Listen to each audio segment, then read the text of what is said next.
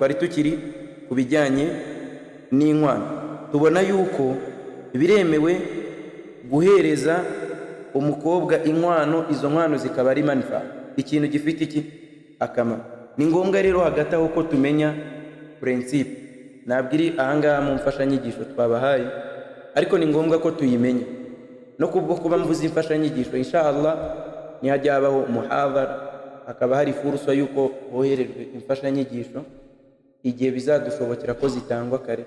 Ni byiza ko umuntu afotoza kugira ngo yandike ikinyarwanda, cyangwa se naza no kumviriza nyuma agende yongeraho asobanukirwe kurushaho, aba ari ibintu azi ashobora kuvuga no gusubiramo. Ubwo nibwo buryo bwiza bwo kwiga. Barakallahu fikum. Qala Mansur ibn Yunus al-Buhuti rahimahullah. Mansur ibn Yunus al-Buhuti rahimahullah ari gusobanura Zadi al-Mustaqna mu gitabo Ar-Rawd al-Murbi', yaravuze kullu ma sahha an yakuna thamanan aw ujratan, ngo buri kintu cyose byemewe mu dini ko kiba ikiguzi cy'ikintu, aw ujratan cyangwa se igihembo cy'ikintu, sahha an yakuna mahra, biba byemewe ko kiba inkwano, wa in qalla, kabone nubwo cyaba gikeya. Iryo ni ihame shingiro, ni principe mu bijyanye n'inkwano.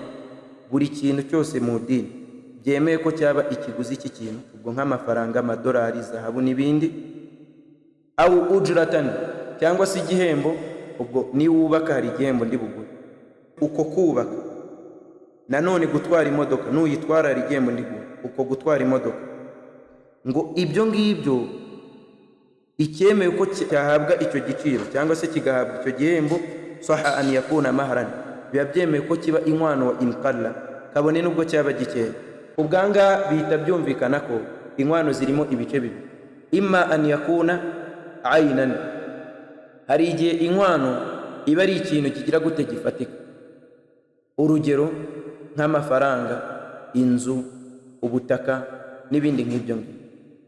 Wa imma an yakuna manfa'a, hari n'igihe inkwano ziba ari ikintu gifite akamaro, ka ta'limi al-Qur'an, nko kwigisha Qur'an, wal ahadith cyangwa se ahadith, wasun'a cyangwa se kwigisha imirimo y'amaboko. Uwo ari wo wose, inkwano zanjye nzakwigisha gufuma amashuri. Wayajuzu ko ari wowe uzimwigisha izo mpano ushaka kuba wamwigisha, cyangwa se akigishwa n'undi muntu ukishyura, cyangwa se akigishwa n'undi muntu ukishyura. Arusha kuvuga ngo kudoda amashuka ngo birahendutse, la, aho nzi bigisha kudoda amashuka hazwi batanga 500 kandi n'imashini ukayigura, bisobanuye ko ntabwo ari make. Alaysa kadhalika, n'igihe uzamara bari kukwigisha n'ibindi nk'ibyo ngibyo. Kadhalika biremewe ko wamwigisha kudoda, ima ukabimwigishiriza cyangwa se ukamujyana mu shuri. Izo zikaba arizo ziba inkwano.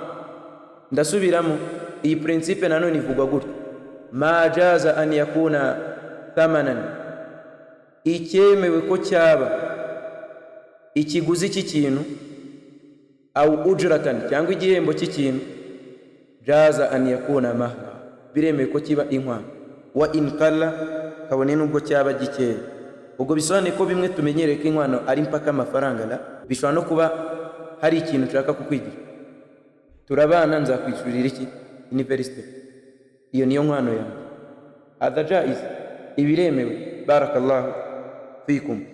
Qala Mansur bin Yunus al-Buhuti rahimahullah, uyu mumenyi Mansur yaravuze liqawlihi sallallahu alayhi wasallam, kubw'imvugo y'intumwa y'Imana sallallahu alayhi wasallam, iltamis walau khataman min hadid, shaka umugore nubwo wamuha inkwano igizwe n'impeta y'icyuma. Hagati aho ngaho twabonye muri hadithi ko intumwa y'Imana sallallahu alayhi wasallam yamubwiye ko ari butanga inkwano y'iki, yo kumwigisha Qur'an.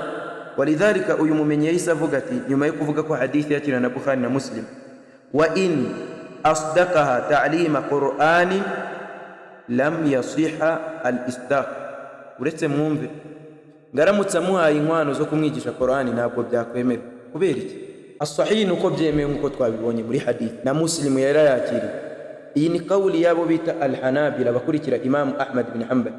Babona yuko kwigisha Qur'ani ni qurba, ni igikorwa ngaragiramana, kandi bakabona ko igikorwa ngaragiramana kitishuzwa. niba babibona gutyo ubwo bisobanuye ko ntabwo ari manfaa tuboneraho iki igihembo, ubwo ntabwo yaba iki inkwano. wasawabu n'ukuri nuko Qur'ani kuyigisha ubihererwa igihembo. hari na adila ntabwo ndi buzijyemo, wa huwa qawlu shafi'iyya, ari nayo qawli ya al-Imam Shafi'i.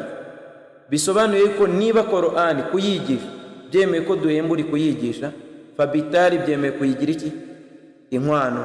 barakallahu fikum. dukomeje aho twari tugeze kuri page ya 8, wa kama yakunu al-mahru malan, nkuko inkwano ziba umutungo ufatika, ay aina, yani ikintu gifatika, yakunu kadhalika manfaa, ni nako bimeze inkwano ziba inyungu.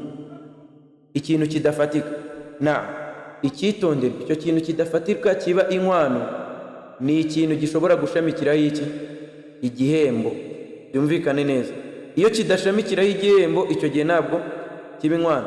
ndatanga urugero ngo inkwano nguhaye ndi bubasarishe ku juma, inkwano nguhaye ndi bugire gute, ndi busarishe ku ijuma mbasarishe, ibi la yajuzu, ibi ntabwo byemeye ko biba inkwano.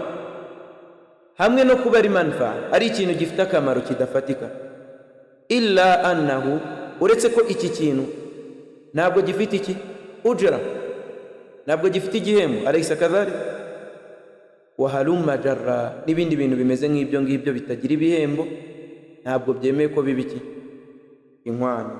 ishami kuri icyo kintu, qala ibn Uthaymin rahimahullah, ibn Uthaymin rahimahullah yaravuze fa in kana al-mahru muayyana, igihe inkwano noneho zavuzwe zizwe, fa huwa ma'uyina, icyo gihe umugore ahabwa izo zavuzwe, sawaun kana qalilan am kathira, zaba nkeya zaba nyinshi, izo ni zahabwa. urugero, umugabo yamukoye 3,000, ntabwo ndi kumutesha agaciro, ni urugero nshaka gutanga, wa illa ntabwo 3,000 ari ryo tegeko, abyemeye fabiha wa ni'ma, ni byiza cyane mashallah. atabyemeye ubwo muravugana nyine, barakallahu fikum. umugabo akoye umugore inkwano y'ibihumbi bingahe, arangije arayavuga ati inkwano nguhaye ni 3,000, biremezwa, fahuwa ma'uyina, icyo gihe ahabwa izo nkwano zemerwa. ntabwo agomba kuza ngo nasanze ari make ngo amanyarwanda, ngo nasanze ngo hoya ngo ubundi ngo nagize ngo urame 3,000 by'idolari, la, ayavuzwe ubwo ngubwo niki nayo ngayo. yavuze bwa busitani bw'imbere y'inzu yanjye, ubwo nubwo nyine nubwe, wahakaza sawaun kana qalila, byaba bike am kathira, cyangwa ari byinshi. wa in kana ghayra muayyani, naho iyo inkwano zitemejwe mu gihe cy'urushako, bi an akada alayha wa lam yadfa jihazan, nko kuba yaba yakoranye nawe nikahi ntahitamuha inkwano ako kanya, cyangwa se ngo azemeze ngo nizi nizi, wa lam yusammu shay'a, nta n'icyo bazise, ntibavuze ngo ni inzu cyane ibihumbi 500, miliyoni imwe n'ibindi nk'ibyo ngibyo, fa ala zawji an yadfa ilayha mahra al-mithli, ni itegeko ku mugabo kuzaha umugore inkwano zihabwa umugore uri ku rwego rwe. wa huwa ma jarati al-adatu an yudfa limithliha, ngari izo za nkwano umuco uba waragaragaje ko ari z'abantu bakunda gutanga muri ako gace. urugero, umugore umeze gutya inkwano bamuha ni izi ngizi mu muco, icyo gihe nizo umuha. ushobora gushaka umugore Imana ibibarinda, akabaho ikibazo mugatandukana, ariko inkwano ntabwo wari waragize gute, warazivuze, icyo gihe ntabwo uzana ngo ndaguha izo nshaka, la, ninde wakubwiye ngo ntuzivuge? umuha inkwano abandi badamu bakunda kugira gute. uretse ko aramutse avuze ngo ngiye nyihere izi nizi akakorohereza, jaza, byaba byemewe. hadha tanazur an haqiha, uyu niwe wamanutse ku kuri kwe arakugabanya. barakallahu fikum. ni nk'uko iyo habayeho khulu, umugore amusubiza inkwano ze, ariko umugabo avuze ngo nyihere 50,000 birangire, la bas. nibi bifite ahadith ntabwo turi buzigemo. ibyo nibijyanye n'inkwano. athani, icya kabiri mu bintu bihita bishamikira kuri nikahi mugishaka, uko kuri umugore ahita kubona, ni annafaka, nibijyanye n'umutungo umugore ahabwa. twabonye amoko yayo, nge ndavuga ubwoko bumwe. mina nafakati alwalima, mu mitungo umugabo asohora agatanga kugira ngo hagire ikibaho, harimo umutungo utangwa kugira babeho walima ubukwe. Qala ibn Uthaymin rahimahullah, ibn Uthaymin rahimahullah yaravuze alwalimatu ubukwe, ubwo tugiye kureba ubukwe bwa Kiislamu, wa hiya ma yasna'uhu zawju min at-ta'ami, ngo ni ibiribwa umugabo ategura ayama zawaj mu gihe cyo gushakana, wa yad'u an-nasa ilayhi, bagahamagara n'abantu bakaza kugira gute kurya kuri iryo funguro. Wa hiya sunnatun ma'murun biha, akaba ari sunna intumwa y'Imana yategetse sallallahu alayhi wasallam, ikigamijwe yategetse ko ari byiza kuyikora, akaba ari sunna intumwa y'Imana yategetse ko ari byiza kuyikora. Li anna an-nabiy sallallahu alayhi wasallam fa'alaha, kubera ko intumwa y'Imana sallallahu alayhi wasallam yarayikoze, wa amara biha, inategeka kuyikora. Walakin ariko yajibu fil walimati an yutajannaba fiha al-israf al-muharram, ariko ni itegeko ku bantu bakoze walima ko bajya kure no gusesagura ubujijwe, nko kuba azi ko abantu batumiwe batangana n'ifunguro yateguye yarangiza akarizana, bamara kurya bakajya kumena. Ibi ngibi ntabwo bikwiye. Barakallahu fikum. Walidhalika intumwa y'Imana yigeze kuvuga ku funguro ribi ko ari ifunguro ry'iki ryo mu bukwe, kubera ko iryo funguro rizamo udakeneye iryo funguro, wa wundi urikeneye ntibamutumire, ugasanga abantu ntabwo bajya batumira iki abatishoboye. Umuntu utishoboye iyo agutumiye nabwo ntabwo ujya ujyayo. Ibi ni ibintu bigomba gucika n'abantu bagomba kwirinda. Yani ubukwe buba bwuzuyemo abantu bubahitse n'ubwiki n'ubw'umuntu ufite pesa amafaranga, utayafite ubukwe bwe n'abantu bangana gutya nta baba barimo. Ndategesha itike yanjye se ngihuye mvuye i Kigali hejuru y'ubukwe bw'uri, hari n'umuntu numvise sinzi ibyo yavugaga niba ari ukuri, amafaranga yanjye yapfuye ubusa ngo njye mu bukwe bateka amafi. Sinzi niba ibyo yavuze ari ukuri, wallahi yarabivuze ngo yagiye mu bukwe bagira gute bateka amafi. Allahul musta'an. Ya akhi, nibyo afite sheikh, hari abazana itende basi ibintu bikaba birarangiye. Faqidu shay'i la yu'ti, udafite ikintu ntabwo. Ubundi abantu bazaje kugusura nta bushobozi ufite 100%, ngo ujye kuguza ngo batakunyuzamo ijisho. Uzateka ibyo ushoboye, niba ari ibijumba uzateke barya ibijumba, niba bavuga ko batabirya ubiha, ubabwira uti iri ni ryo funguro Allah yanshoboje. Nta bintu byo kujya kuguza amafaranga utazanakorera ngo uri kugira ngo ushimishe nde. Sheikh, ridwan nas ghayatul la tudrak, ukwishimirwa n'abantu ni ikintu kitajya kigerwaho. Uranabiteka rwose biryo inyamimwe inyamimwe ngo ya we nusha nta kazi kawe. Allah dutera inkunga. Na wayambaghi an takuna biqadri hali zawj, birakwiye ko iyi walima igendana n'imimerere y'umugabo uko ashoboye. Reka ngaruke gato baturi kubwira abagabo, wallahi ngo nudakoresha ubukwe nk'ubwa mukobwa wo kwa muyobozi ngo ntabwo tuzabana, nta nubwo buzaba, birarangirira ujye gushaka undi. Bugomba kumera nk'ubw'ibwami, ni umunsi umwe mu buzima, ugomba kuba uryoshye. None se kundi bujye kuguza ngo guza nyine tuzayishura.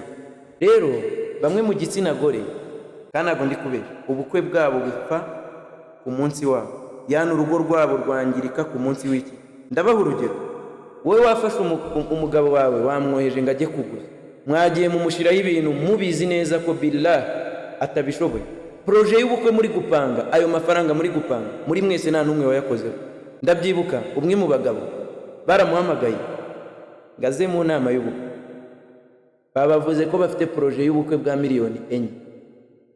Hashize imyaka myinshi irenga 10. Noneho uwo nguwo ahita avuga ngo ufite angahe, kuko bari bagiye kujya kuri kese yuko murabizi abantu batumira mu nama z'ubukwe, yani uza abantu batumira. Allahu akbar. Baragenda bakareba umuntu wagiye hanze rimwe, umuntu ufite akazi muri banki, barangiza bakazana undi muntu bavuganye, agahita atangira ngo ngiye nshizeho 200. Birahari. Ndavuga ngo ubundi gutwereza biri muri sunna, biri mu ki nkuko byabaye ku bukwe bwa Safiya niba nibere. Intumwa y'Imana yaravuze ngo man kana indahu shay'an falyati bihi, ufite icyo afite azane. ariko ni targhib, ntago ari ugusabiriza awala. Icya kabiri, nta nubwo ari ukugora abantu ngo utaguhaye ngo murarakaranye ngo mufitanye ikibazo. Al-Albani yazanye umuryango mu gitabo cye witwa ngo umuryango wo gushishikariza bifite kwifatanya n'ugiye gushaka mu bukwe, ariko uri no kumugenera. Paka hari umuntu bigeze gutumira, ahita avuga ngo wallahi nta mafaranga mfite, ubukwe bwawe ntabwo nzabuzamo. Atangira kwisegura. Muzi impamvu yari kwisegura? Yararebye abona 10 ntari mwana ntabwo bizakunda. Uyu muntu yiga hanze afite ifaranga, 10 nindi mwanza bamusuzuma, kandi naryo ubwaryo kuribona bira n'itike nayo ni ikindi kibazo yo kujya mu bukwe bwe. Arangije amwisegura, undi aramubwira ati humura ntabwo nshaka intwerera, ntugire ikibazo. Yani intwererano zageze aho zikoresha abantu harari, kugeza ubwo umuntu aba ataza mu bukwe kubera iki ntacyo yatanze. Ubukwe busigaye buba, hari umuntu ubu ngubu uri ahangaha ari kuvuga ngo mfite ubukwe, Allah niwe uzamfasha. Proje yabwo ni ukuba ari bushire 200 aho ngaho yo kubagabanya. Uyu nguyu turi inshuti cyane ndamuha 20, uriya ndamuha 50, uyu nguyu ndamuha 15, uriya ni 10, uyu we napfa kumana 5. Akayabara akibaza ati wallahi yangaya ameruka kuyakorera kera. Murumva ikibazo? Niba atagutwerera wallahi ntukarakarira, ni uburenganzira bwe. Barakallahu. Aravuga ati wayambaghi an takuna biqadri hali azawj, ubukwe bukwiye kuba bushingiye kuri hali y'umugabo. Kina ndi kuvuga ngomba kukivugana, ni nacyo njya mbwira aba. Dore uyu mugabo navugaga bahise bamubaza ngo ufite angahe muri izo miliyoni? Abaravuze ngo afite ibihumbi 200. Nta kibazo, bizane hano tubihereho tubiri. Noneho mu kindi cyumba uwo mugabo uri kubivuga yumva baravuze ngo nk'uyu nguyu ninde wamuzanye kuko mu nama y'ubukwe uyu yaje ati wallahi yarayabuze 200 angahe?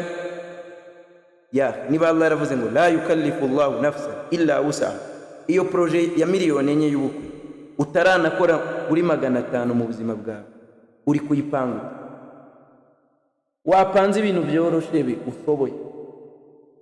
Panga ibintu byoroshe, abantu nibyo bazagushigikira. Umuntu asigaye ajya gukora ubukwe agashingira kuri runaka baziranye na runaka ngo nibo bazabukora. Iyo batabukoze biba ikibazo. Ngaruka impamvu nandi kuvuga ko ubukwe bupfa, yani urugo rupfa ku gihe cy'ubukwe. Ubundi bamwe mu gitsina gore barikunda mu buryo batazi. Arashaka kugora umugabo we abizi neza ko ari kumugora, ngabo n'ibyishimo by'umunsi umwe. Fakat umunsi umwe wonyine jya kuguza uzayishura.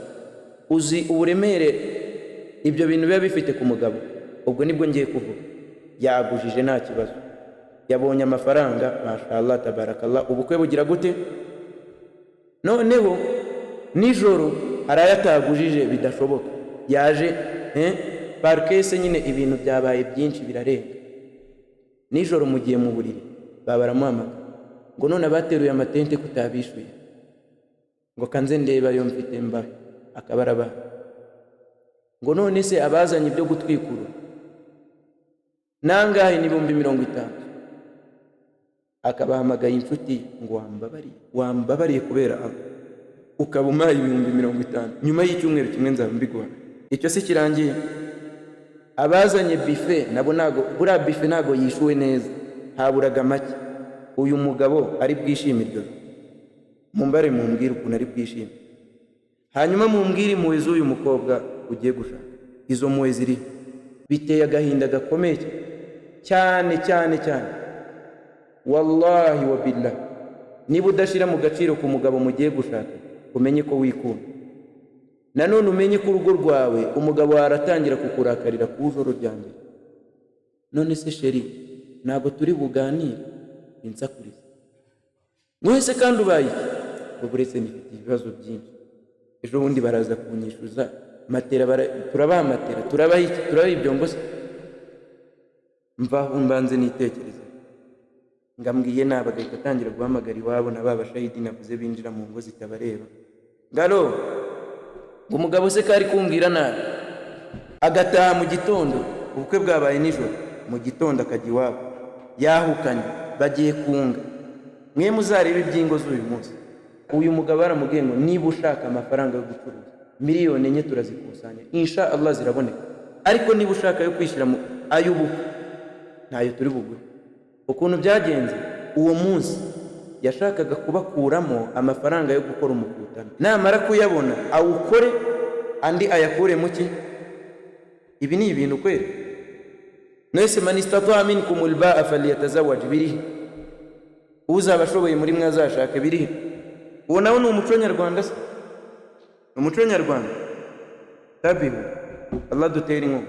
Sheikh yakomeje agira ati amma ma yaf'aluhu ba'd an-nas, nabo bimwe mu by'abantu bakora min al-israfi fiha, mu kuba basesagura kamiyatan, haba mu ngano y'ibyo bateguye, wa kayfiya, n'imimerere y'ibyo bateguye, fa innahu la yanbaghi, ibi ntabwo bikwiye. Ndibuka umuntu washatse atari n'umukire, bamubwiye buryo ki impeta, ubwo iyo ni ya make ababizi barahita babyumva, impeta ari wowe umukobwa we. Ntabwo ndimo ndavuga kuri hukumu y'imeta, imvugo ngenderaho nuko itemewe, kuko ishamikiyeho imyemerere. Umuntu ayikuramo ngo mwashwanye, ngo ntabwo mukire umugore n'umugabo. Ibyo tuzabivuga wallah nadushoboza uburyo itemewe. Ikindi ntabwo amamoko yayo ari mu Buyisilamu, ifite aho ihuriye n'imyemerere n'imigenzo yayo, iyo bita adublatu zawjiya, impeta y'urushako niyo ndi kuvuga, ntabwo mvuze izindi. Impeta yari kumuha yari ihagaze 150,000, dekorasiyo yari ihagaze 1 miliyoni n'igice. Uyu muntu ndi kuvuga none ntaravuga n'ibyo kurya n'ibiki n'imodoka n'ibindi, nta n'ijana yari afite ku mufuka.